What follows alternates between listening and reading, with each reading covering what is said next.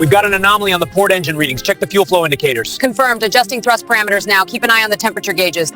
The plane was full of tourists that morning. Some were busy adjusting their seats, trying to find that perfect spot where the headrest didn't feel too stiff. Some were talking with excitement, comparing travel plans and discussing the weather at their destination. Others were already leaning against the windows, phones out, eager to capture the cotton candy clouds as the aircraft lifted into the sky. It felt like any other flight. Loud, cheerful, restless. A metal tube full of people who had no idea that every second was pulling them closer to a moment they would never forget. In the middle of these passengers, a young woman quietly took her seat in 2-C. She didn't bother with the window. She didn't stretch like the man in 2-A or chat like the woman in 2-B. She simply sat down, fastened her seatbelt, and placed her small backpack gently under the seat in front of her. She looked like any ordinary traveler, clothes casual, her hair tied loosely, her posture calm. A tourist, maybe, a student, someone's daughter, someone just passing through. Nobody around her had the slightest idea that behind her quiet demeanor lived a story so heavy, so unbelievable, that it could shake even the strongest hearts. Nobody knew the truth she carried inside her. Nobody could guess who she really was, or what she had done. She gave a polite smile to the elderly couple beside her. They smiled back warmly. They thought she was a sweet girl, a traveler, going to meet family, or maybe to see new places. They couldn't know that the journey she was on today had nothing to do with landscapes or holidays. She was running from memories. She was escaping ghosts with names, faces, and call signs. The flight attendants walked through the aisle, fixing loose bags, handing out instructions, and offering those gentle smiles that somehow calmed the nerves of even the most anxious flyers. The pilot's voice cracked through the speakers, warm and professional. "Good morning, ladies and gentlemen. We'll be departing shortly. Please fasten your seatbelts and prepare for takeoff." The engines roared, the plane shuddered. The runway blurred into a streak of silver and sunlight as the wheels lifted. For a moment, everyone leaned back, eyes closing as gravity pulled at their bodies. Then the aircraft climbed higher, slicing through layers of white until the world below became nothing more than a patchwork of clouds, soft, silent, peaceful, but peace can be deceptive. The girl in 2-C, her name was Ariette, her gaze straight ahead, not out of fear, not out of excitement, but because she had trained herself long ago not to rely on windows, not to trust what she saw outside. She knew how quickly a clear sky could turn hostile. She knew how easily silence could be replaced by alarms, warnings, and the deafening scream of jet engines. She had lived that life once, and she had sworn never to return to it. Yet, fate doesn't always respect promises. A flight attendant stopped beside her row. "Is everything all right, Miss?" Arya nodded with a gentle smile. "Yes, thank you. Let me know if you need anything. I will." The attendant moved on, but Arya's heart tightened. She hated attention, not because she feared being recognized, but because she feared remembering who she used to be. Every kind smile reminded her of the people she failed. Every helpful gesture reminded her of the ones she couldn't save. She closed her eyes for a moment, letting the hum of the engines wash over her. She thought of the day she walked away from the world that once called her a hero. The day she turned her back on the skies she had mastered. The day she buried her past so deeply she hoped it would never surface again. But the skies have long memories.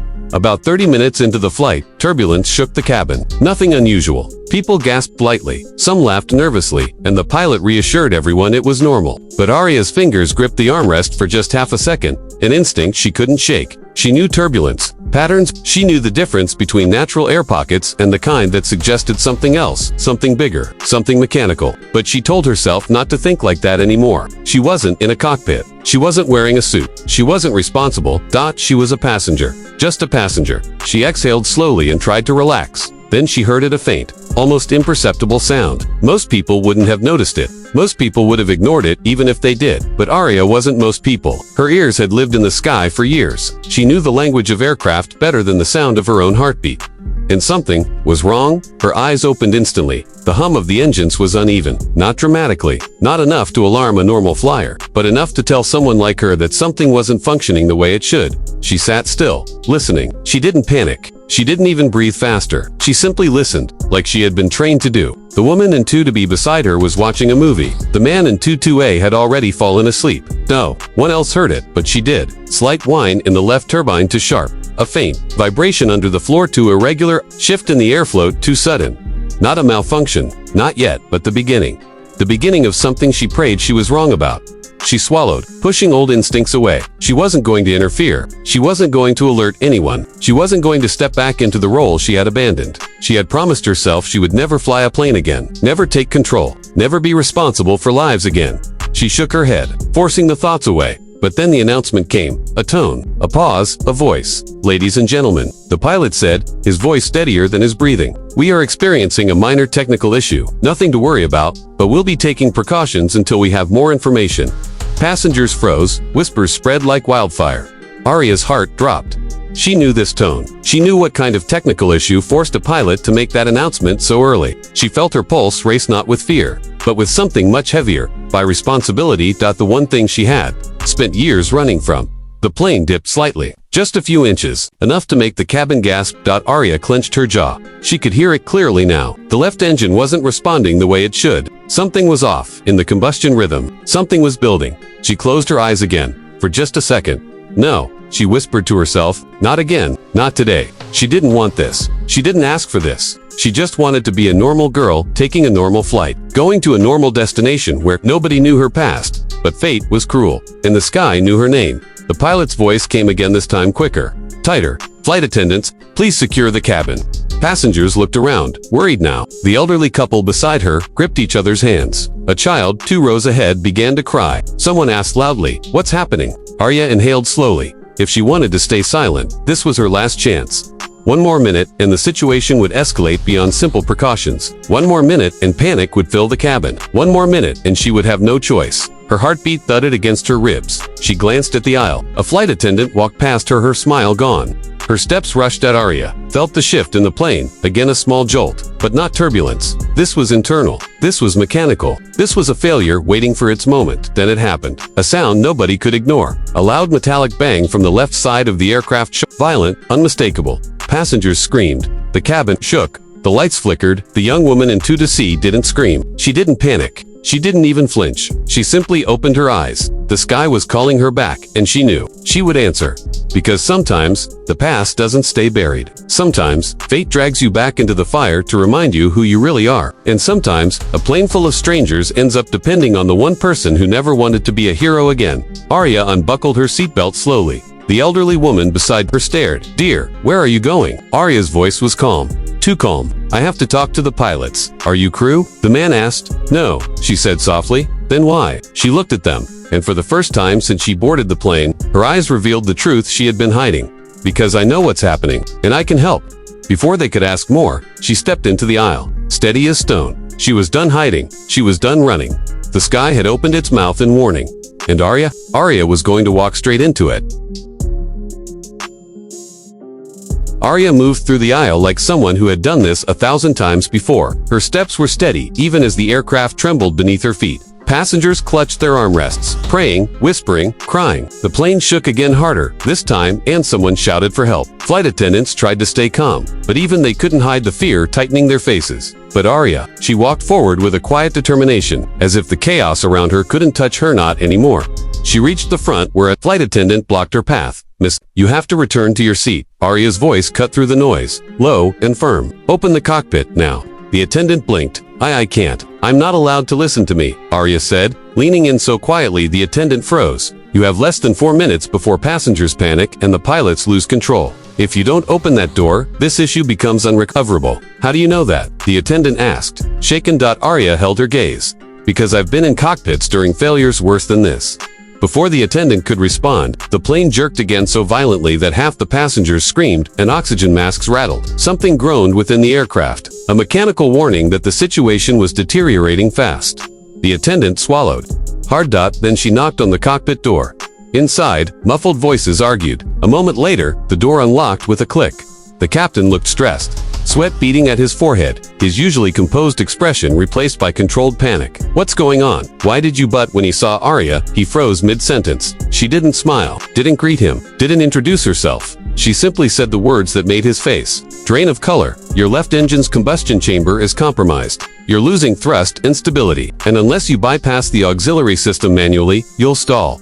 "How the hell do you know that?" the first officer asked, disbelief written on his face. Arya stepped inside the cockpit and closed the door behind her.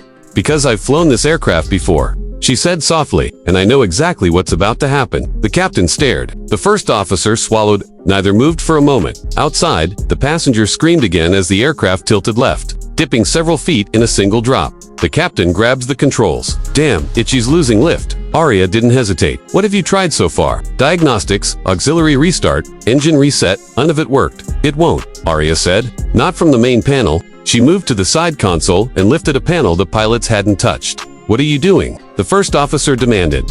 Saving your aircraft, Arya said calmly. The captain looked at her sharply. Who are you? Arya didn't answer immediately, her eyes focused on the exposed wiring, her fingers moving over switches and safety locks, checking what the pilots couldn't see. Then, softly, my name is Arya Vale. The captain froze, not because he recognized her face, but because he recognized her name. You can't be serious, he whispered. Arya Vale, the Air Force pilot, the one from Delta Squadron. Arya didn't look up. That was a long time ago. But you, the first officer stammered. You disappeared. They said you retired early. They said you. I'm not here to talk, Arya said, her tone turning sharp. I'm here to keep this plane in the sky. So focus. The pilot snapped back to work immediately. Outside, turbulence turned the cabin into a storm. Overhead bins rattled. A baby wailed. A man shouted prayers in a trembling voice. Someone called out, "We're going to crash." But in the cockpit, Arya shut the noise out. Her mind began to operate with the same precision she once had thousands of feet above warzones.com. Sharp, fast. She found the problem. Your engine isn't failing, your fuel feed is, a blockage. That's why the turbine blew. You're seconds away from losing it completely. The captain's eyes widened. Can we reroute the flow? Not from here, Arya said. Not fully. Then what do we do? Arya turned slowly, her jaw tightening. We need to glide. The first officer shook his head violently. We're over the ocean. We can't glide to land. Not to land, Arya said.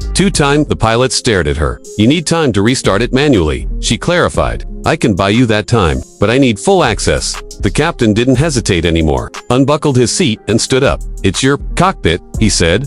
Arya nodded once. Then she sat in the captain's seat, something she swore she would never do again. Something she hadn't done since the incident that ended her career. Something she thought she had buried along with the memories of the people she couldn't save. Her hands wrapped around the controls. Like she was born, too. Like the sky had been waiting for her return. The moment she touched them, something changed in her eyes. The pain was still there, but behind it, a fire reignited. A fire she had once been known for. Her voice grew steady, powerful. The kind of voice that made soldiers trust her, that made commanders follow her, that made enemies fear her. All right, Arya said, let's bring this bird home. The aircraft fought her. It dipped, groaned, shook like a terrified creature trying to resist its own collapse. But Arya held firm. She tilted the nose up just enough to slow the descent without stalling. Her grip was steady, her breathing controlled. The plane leveled slightly. Good, Arya murmured. Stay with me, stay with me. The first officer looked out the window. We're still dropping. I know, Arya said, but slower. That's all we need. The captain rushed to the side console. Tell me what to do. Arya shot instructions back to back without missing a beat. Switch the auxiliary fuel route. Manual override. Reset your suction pump. Then prep the ignition. The plane jolted again. Hard. Arya tightened her hold, her body moving instinctively with the aircraft. Her eyes stayed locked on the horizon. Come on, she whispered. I've flown jets through worse. Don't you dare die on me. A warning alarm blared. Altitude drop. The cabin lights flickered again. Passengers screamed, but in the cockpit, Arya didn't flinch. Then the first officer called out, auxiliary reroute ready. Arya nodded. Captain, ignite, on my mark. The captain stood ready with his finger on the switch. The plane dropped again, lower now. Too low, too fast. The ocean shimmered below like a dark, endless grave. Arya, the first officer whispered. We don't have time. Yes, we do, she said. Trust me. Her voice cracked not with fear, but with memory. For a second, she saw them, her old squadron, the crash, the smoke, the flames, the voices she could never forget.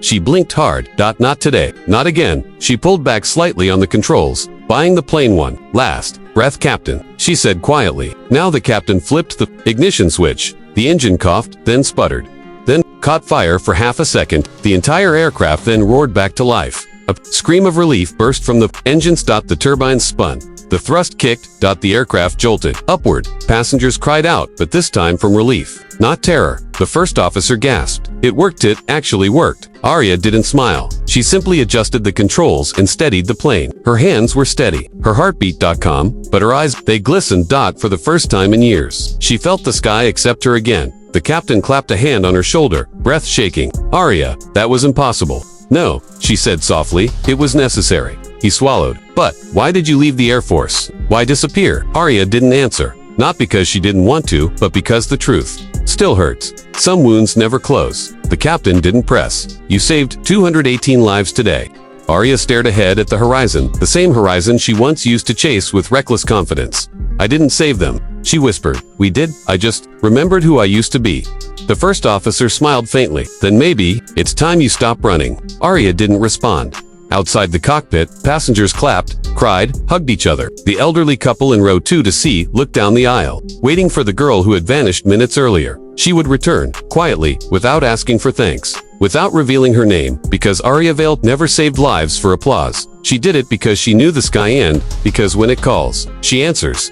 Even when it hurts, even when it breaks her, even when it brings back ghosts. The plane began its slow, safe descent toward the nearest airport. The danger was gone. The passengers were safe. The crisis was over, but Arya's story wasn't. That's the wheels touched the runway and the aircraft rolled to a stop. Arya unbuckled her seat slowly, this time with a pain in her chest. That wasn't fear. It was something else, a feeling she thought she had lost forever. Purpose. She stepped out of the cockpit, back into the cabin. People stared at her, confused, unaware of the miracle she had performed. She walked back to her seat, and 22C quietly. No. One knew what she had just done.